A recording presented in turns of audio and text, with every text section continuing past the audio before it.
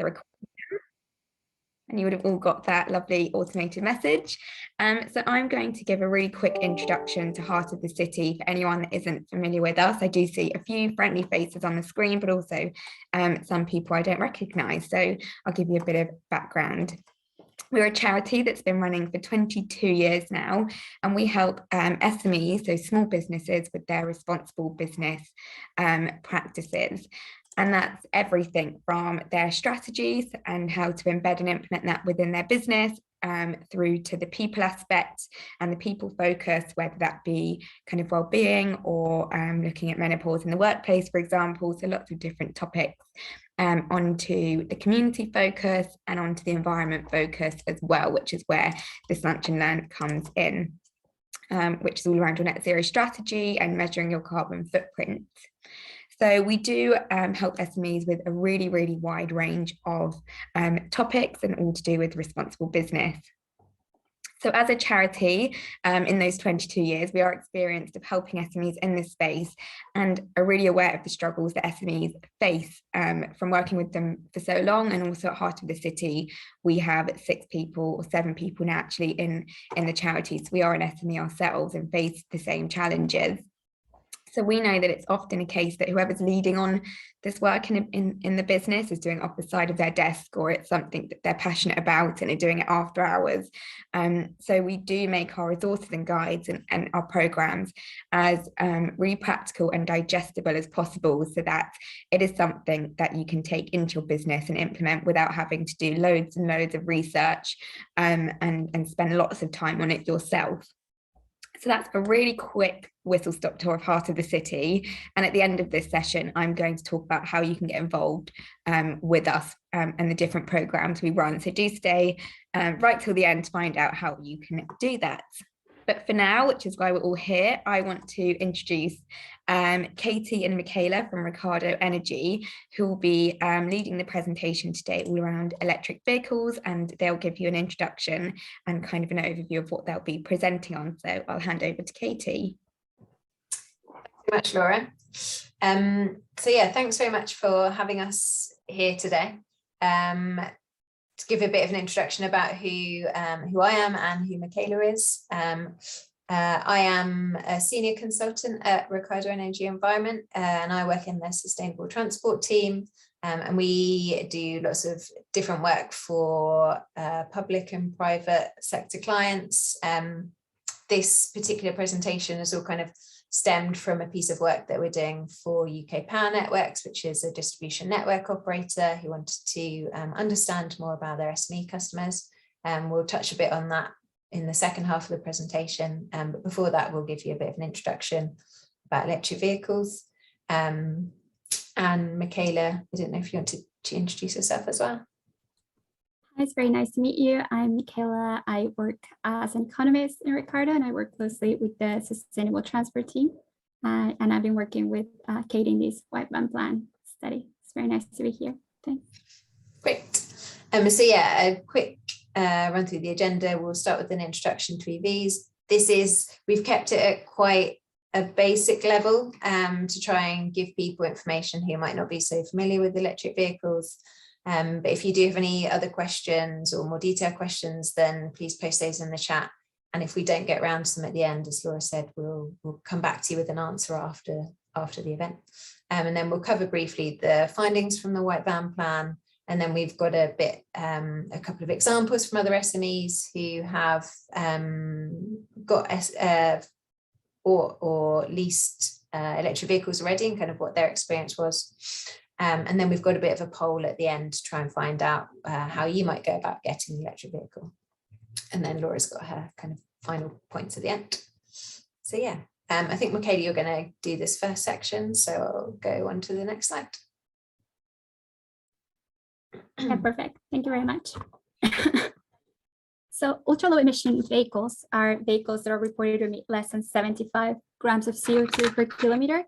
And in practice, when we refer to this term, we are referring to different types of vehicles. For instance, battery electric vehicles, which are purely electric, plug-in hybrid electric vehicles that combine electric drive motor and combustion engines, and also extended range electric vehicles that is a version of hybrid, where the electric drive is the main power source. And the combustion engine only acts as a generation once the battery is depleted. We've seen that there is a higher number of ultra low emission vehicles on the road. There are around 600,000 cars and 25,000 vans currently in the UK. And we're seeing that electric car registrations continue to rise. And it is expected that by 2023, the market share of these type of vehicles will be around 20% of the market. What we can also see in this chart at the bottom is that the numbers of models have been increasing and also the ranges.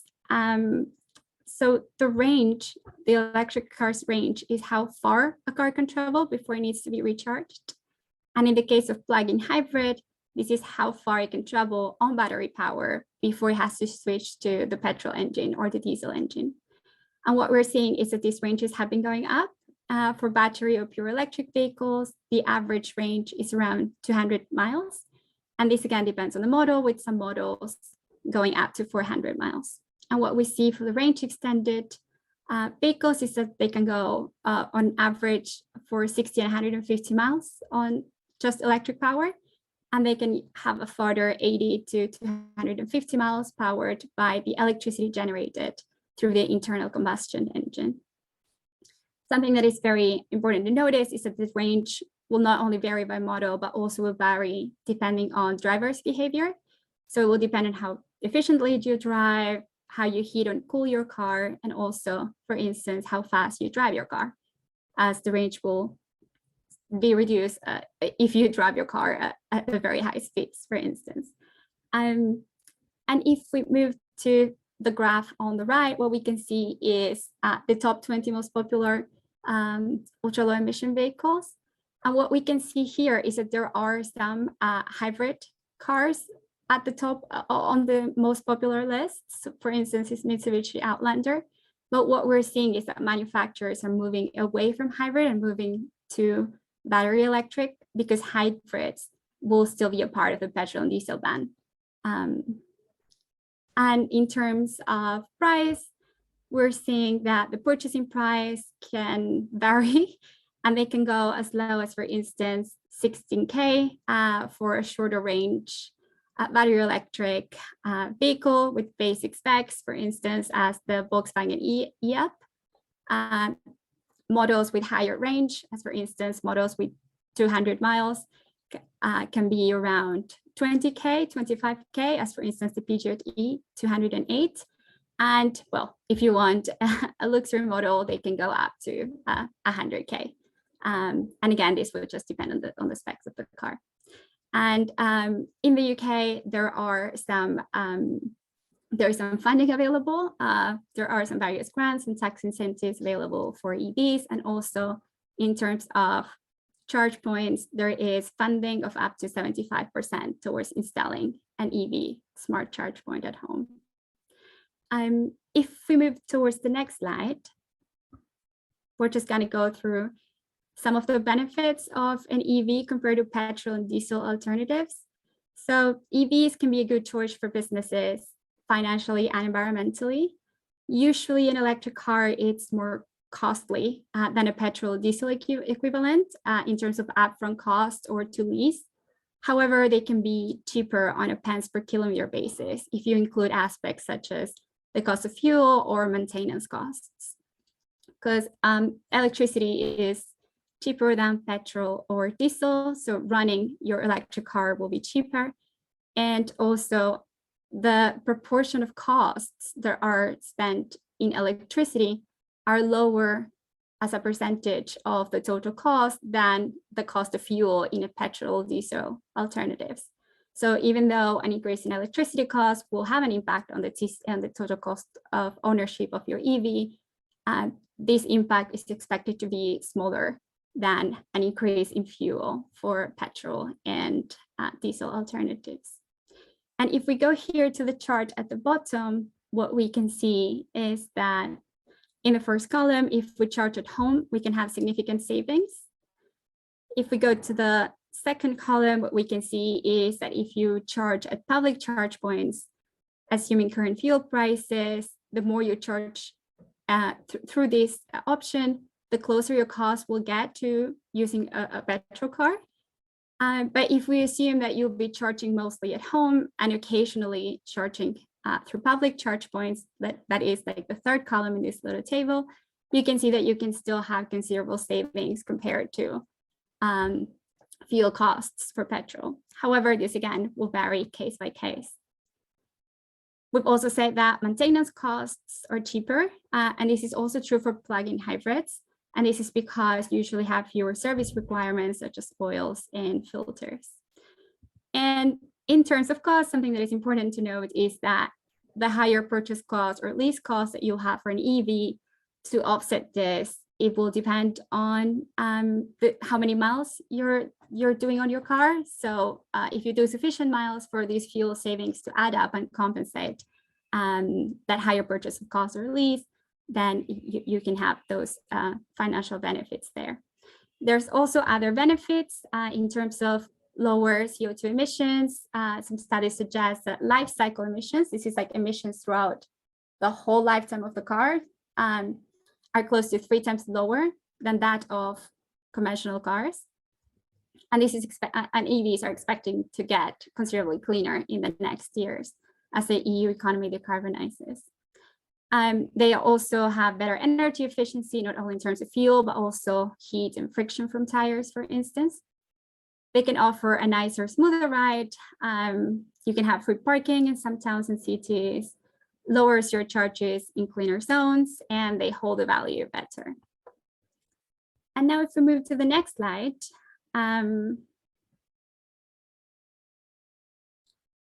in terms of the costs of charging and the different options you have to charge your car, these can vary greatly. So something just for context, the power of electric car charge point is given in kilowatts, and an EV's battery capacity is given in kilowatt hour, which is the equivalent of the capacity of a fuel tank.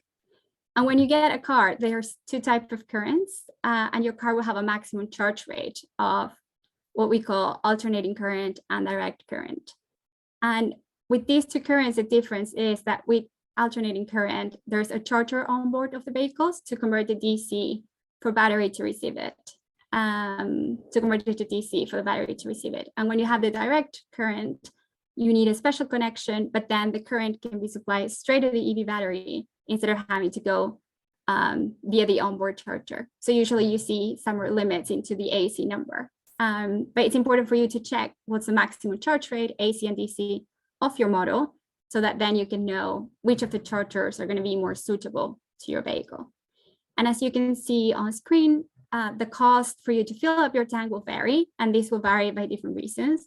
How fast you want to charge it. You have different options: slow, fast, rapid, and ultra rapid, with slow charging for 7 to 10 hours, and compared to ultra rapid, where you can charge in less than 30 minutes. It will also depend on how much you want to charge, where, if you want to do it at home or work, or if you want to do it on public charge points on the road.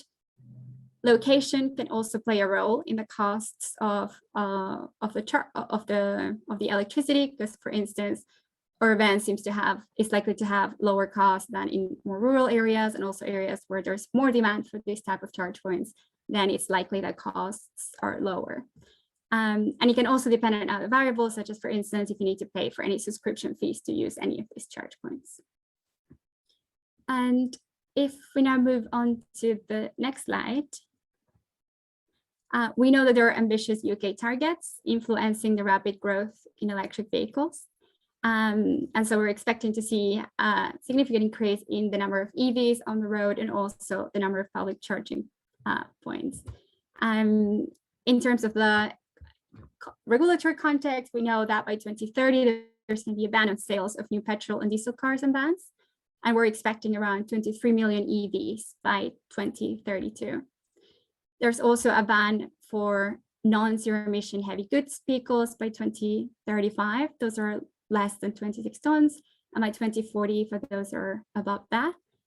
And by 2040, we expect that all new road vehicles in the UK to be zero emission. So we are, in this context, we are expecting that by 2030, there will be 10 million battery electric vehicles on the road. This is expected to increase even further.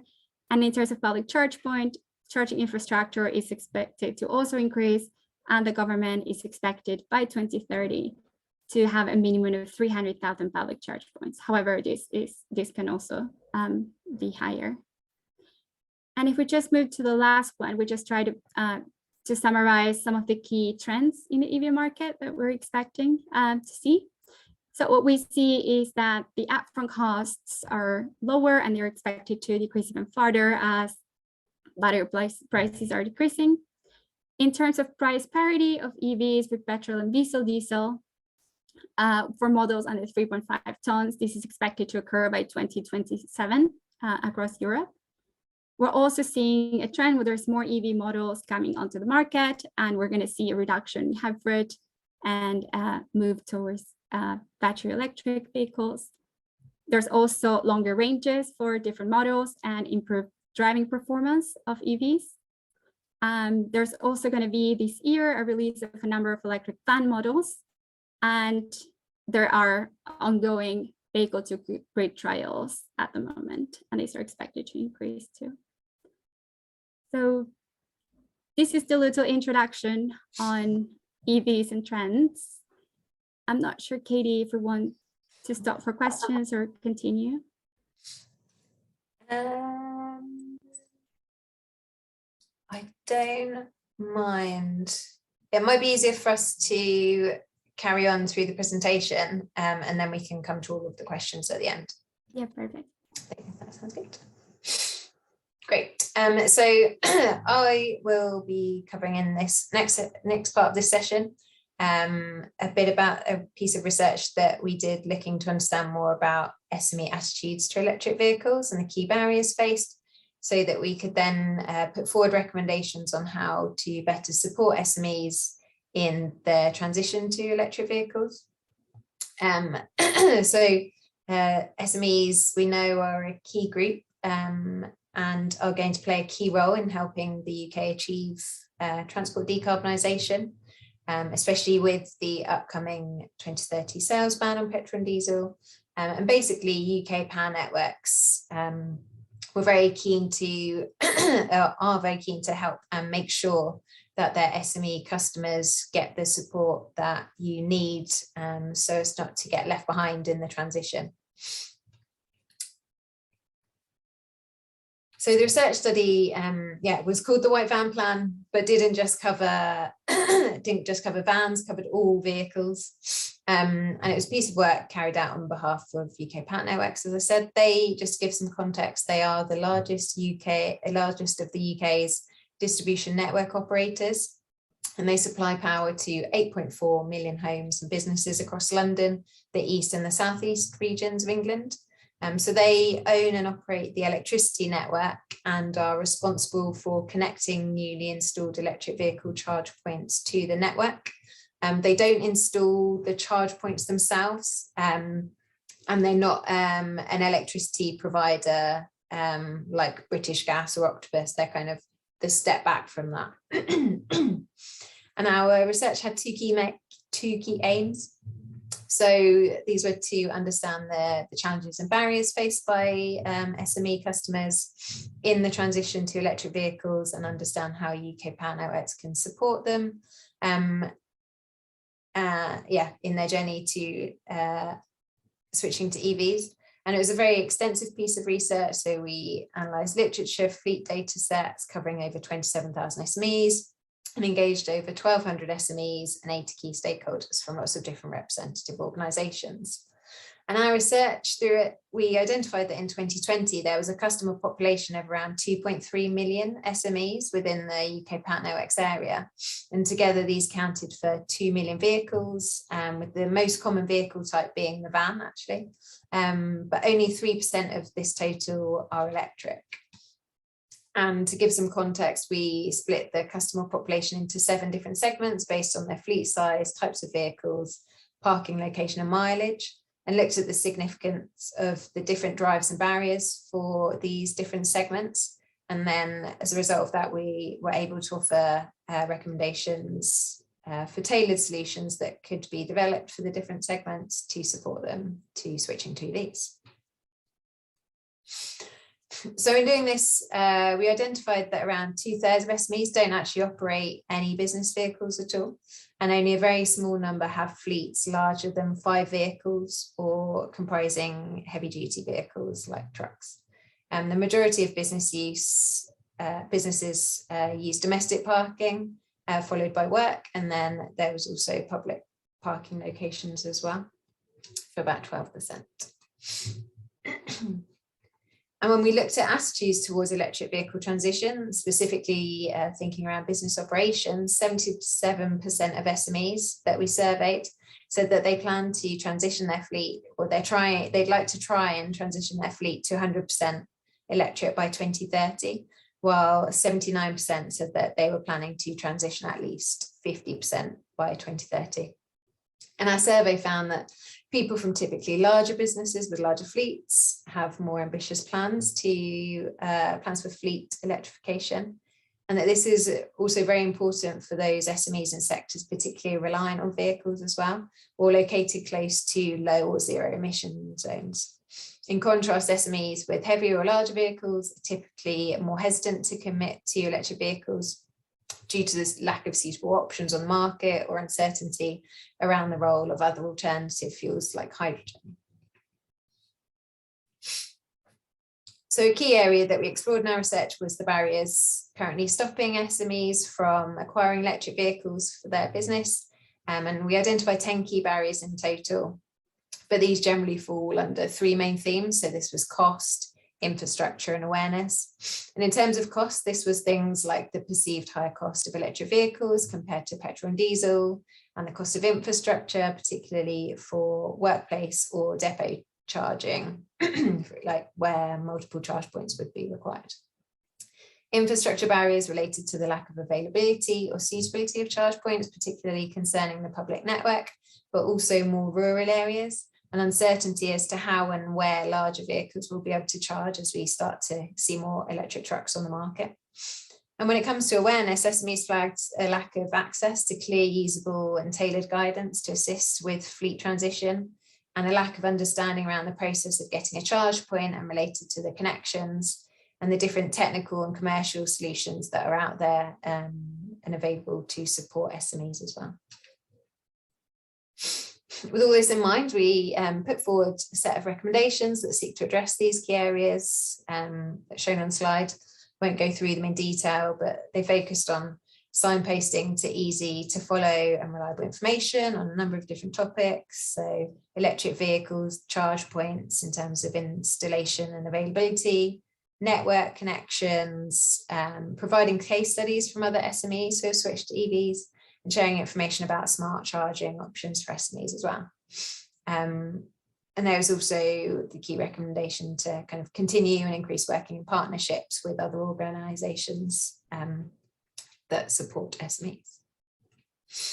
So building on this research, we've identified some key things to think about when you're getting an EV, and also building on from what Michaela was talking about as well. And these relate to the vehicle, the charge point, the connection and the costs of tariffs. So in terms of the vehicle, some key questions you can ask, what will you use it for? Is it just for work, or is it for your family as well? How far will you be traveling? What kind of level of comfort are you looking for? That kind of thing. In terms of the charge point, it's good to understand what are your charging needs. So where do you plan on charging it most of the time? Do you need to install a charge point, or do you not have access to, you don't have a driveway, for example, so you're going to be using public chargers. So how close are those to your house? That kind of thing. It's good to kind of consider all of those things. And in terms of your connection, you may need a fuse upgrade depending on how the wiring of your house is, and depending also on the speed of the charger you're looking for, particularly at home. So if you're looking for a faster charger at home, I think you can potentially get over 11 kilowatt chargers at home, but then you're likely to need an upgrade from single single phase to 3-phase connection, and that can be quite costly. So it's kind of working out what you need and how much you're willing to pay for that as well, when you're considering all these things. And in terms of charging as well, you can consider whether there are any specific charging tariffs that are going to save you any money, or if you're just going to use a standard tariff and program your car or your vehicle to charge overnight when there's less demand on the network. And in terms of public charge points, a lot of them have subscription fees as well. So it's factoring in that as to how much that's likely to be as well. And as part of our research, as part of this research, we've spoken to a number of SMEs to find out what their experience of getting an electric vehicle was like. So I'll just run through a couple of examples now. We didn't actually go into the details of the costs, so I don't have that information, but we covered more about their process of getting an electric vehicle in the first place, just to highlight any challenges that they experienced when they were going through that. So first of all, we have Martin from Wickham, and he runs his business Net Zero. So Martin purchased a Jaguar I-Pace in 2020 from a second-hand dealership, and he did that just before the COVID lockdowns began. Generally, the purchase was quick and easy. I think he said it took a week and a half for it all to go through, so very quick. And he previously had a mid-range diesel car, which was the main source of his business's greenhouse gas emissions. So corporate social responsibility was quite a factor for him. And another incentive was associated with the kind of the benefit in kind and the 0% company car tax as well. I think Martin did have a challenge around insurance. So because his electric vehicle was a company car, but not part of a fleet, Martin actually said that he needed to go to a specialist broker. So that's also something to kind of consider when you're looking at electric vehicles. And when he was getting his charge point as well, he found it quite complicated to navigate the grant funding that was available as well.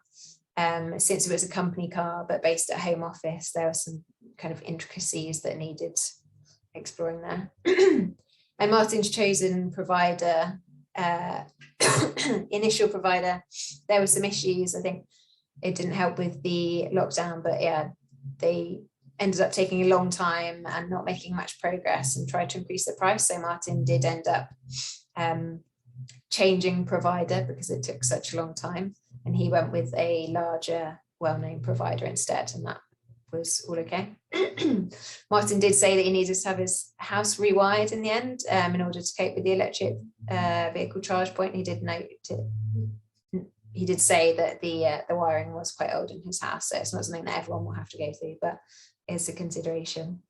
And in terms of charging, Martin gave us some various different feedback in terms of charging at home.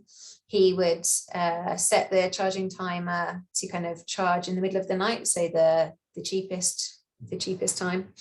But there can be challenges because you have to have a number of apps installed, and they all need to talk to each other.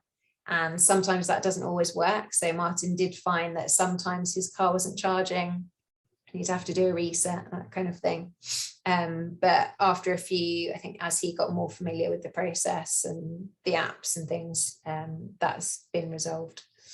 In terms of charging away from home, Martin did point out that getting a receipt from a charge point can be quite difficult as well, particularly if you're looking for a VAT receipt, you struggle to get those. And you do need to have the right charge point app for that particular charge point.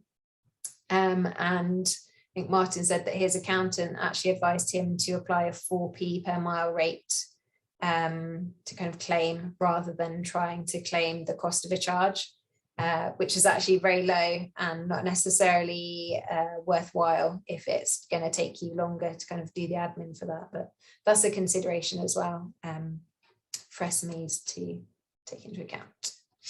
And then we have David from Essex, and David's involved in various green initiatives, and he's keen to be a role model to other businesses. And he did admit to being very into his tech and liking his fast cars. So on that basis, in 2021, David ended up leasing a Tesla Model 3. Before he did that, he did say that he did a lot of research online, so reading and watching YouTube videos to kind of understand the different EV models out there, etc. Again, he went directly through the Tesla website and said that it was very quick and easy. They've got, I think they've got a calculator on there as well, so you can kind of type in terms of not only the savings compared to a petrol or diesel, but also the options for finance and etc. like that. David's reason for leasing was that because he's quite into the tech, he knows that things are kind of evolving quickly at the moment, then he was keen to not be signed up for a long period. He'd prefer to have sort of 3 years, and then he's got the opportunity to switch to a faster or a EV that's got a quicker range, etc. A longer range, sorry. David actually doesn't have a charge point installed at his house because he lives so close to the GridServe charging hub.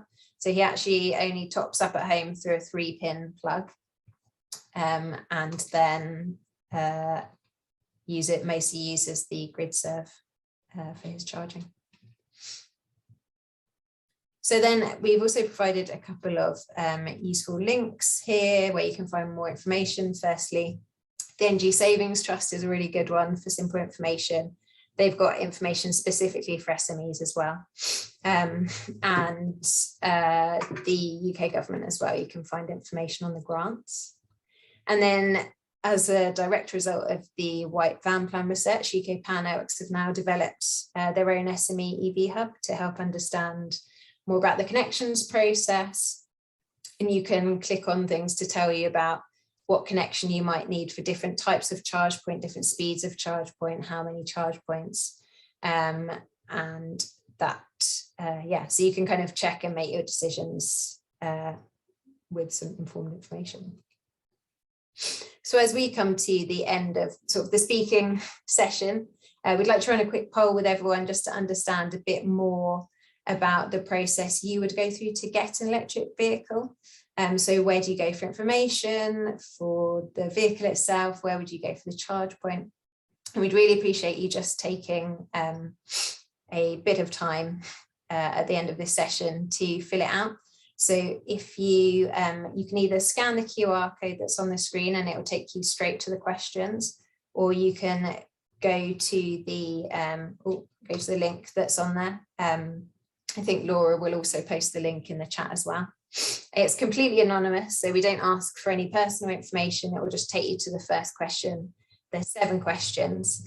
I'll leave that on there just a bit longer. And then I think Mika has got the results that will pop up on screen as well, which we can share in a moment. And it's really, this is just a kind of a follow-up piece of research that we're doing for UK Power Networks so that they can understand the procurement or purchasing process that SMEs are going through to get electric vehicles, so they can kind of understand even better the different ways that they might interact with SMEs to smooth that process, particularly around the connections, as we know that can cause some delays or extra costs for SMEs as well. So that's kind of where we are. So if I stop sharing, and then I think Mika, you can share your screen. Yeah.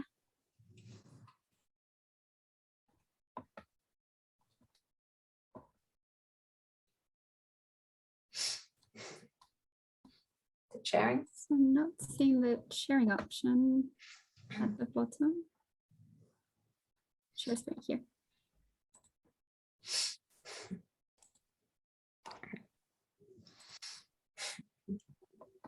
So here we can see the results that some of you started answering. So we see some of them are still coming, so that's great. But we do see that among the audience, there's an interest in switching to EVs. So that's great to hear. Okay, to the next one. Yeah. Other questions we were interested in knowing is where will you go to acquire an electric vehicle? And what we see is in line with what we've seen from other events. It's like leasing companies are the #1 place that you usually go to, and also online vehicle marketplace information site. Some of you also go to dealership. In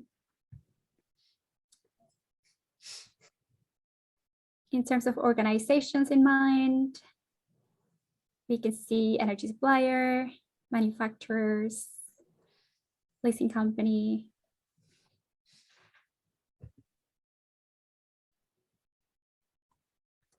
To get an EV charger, usually go to local supplier, garage.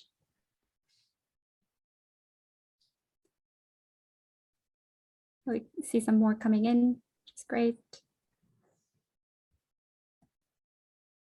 In terms of whether you go to a trusted larger provider or a newer provider, we usually see that SMEs prefer going to a trusted larger provider.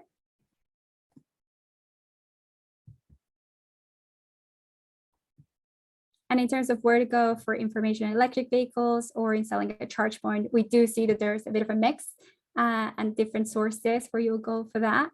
At the moment, we're seeing that most of you go to independent organizations or information sites, about representative organization and distribution network operators. And well, we see like a half and half split, and whether you rather do this research yourself or have someone else making arrangements for you. Thanks, Michaela. And the report, yeah.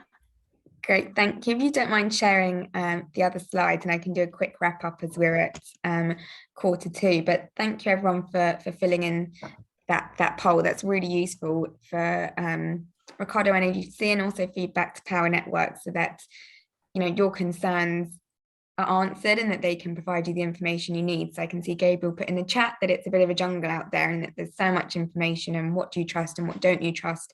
So the links will be helpful, and that's what we'll be sending around, as we mentioned, the slides at the end, and we can also pull out those links so that it's easier for you to access them like straight from the presentation. So hopefully you found today's session useful. And as we are over time, we won't have time to answer questions, but I have jotted them all down and who's asked them. So I can come back to you individually, but I can also kind of send a second follow-up email, because you'll get one with the recording and the links, and we can send one maybe a week later or something with the answers to the questions when we've collated them all. So hopefully everyone will find that useful to get the answers to the questions. So on the slide here, we have lots of different events we have coming up. We at Heart of the City, we do put on kind of open events like today. They're free lunch and learns that you can attend. They can all be found on our website. So please do have a look there. And again, we'll send a link around to them in the follow-up email. There's such a huge range of topics available. Some are on net zero, how do you measure your carbon footprint? Others are on tech emissions. Others are on what was it, unleashing, I can't read it, unleashing your quiet power. So there's so many different topics for each of those 4 kind of pillars I mentioned it earlier, whether it be environment, community, people, or your strategy. So that's where you can go to sign up to all of those. And if we go on to the next slide, please, I can give a really quick overview again of what Heart of the City does. So within those 4 pillars, we have 2 different courses which are available, and there are actually some representatives from the course on the call today, which I can see. So we have our Climate for SMEs 4 Steps to Action course, which is solely focused on getting SMEs to net zero. And you can see what it covers on the slide, and we can send more information in the follow-up email to for you to learn about that. But it helps SMEs reach net zero in a really digestible and practical way. It helps you measure your carbon footprint. It helps you understand what everything means, and also build your net zero action plan. And that's available for SMEs that are based in the City of London Borough, so what's known as the Square Mile. But we do have a toolkit on our website full of resources for anyone who is outside of that geographic area, so that you can still access all of that really practical support. And then we do also have our Foundations for Responsible Business programme, which covers the real holistic part of responsible business. So it doesn't just focus on net zero in the environment, it covers the 4 bullet points you can see on the screen. So approach, community, people and environment. So much more holistic. lots of opportunities to learn, and there's lots of useful resources there as well, and events. And that is a paid for program, and it is subsidized payments. All the costs are on our website, some upfront about that. And then we do also have free and funded places for any businesses in Hackney, Islington, Camden, Southwark and Lambeth. So a real opportunity to get, you know, the free support with your responsible business program. So do jump on that if possible. So that's it for today's session. I do want to quickly hand over potentially to Katie if you have any wrap up that you want to quickly do. Not really. I just say thank you very much for having us. Yeah, if you do have any other questions, then feel free to get in touch with Laura, and we'll come back to you with a kind of compiled list of links and answers to any questions. But yeah, thank you very much. So thank you, everyone. Sorry we overran a bit, but it's just a really interesting topic and there's so much to talk about. And as mentioned, we will get back to all your answers with links and guides and information. So I hope you have a good rest of the day, and we'll see you soon, hopefully. Thanks very much. Bye, everyone. Bye. Thank you very much. Have a nice day.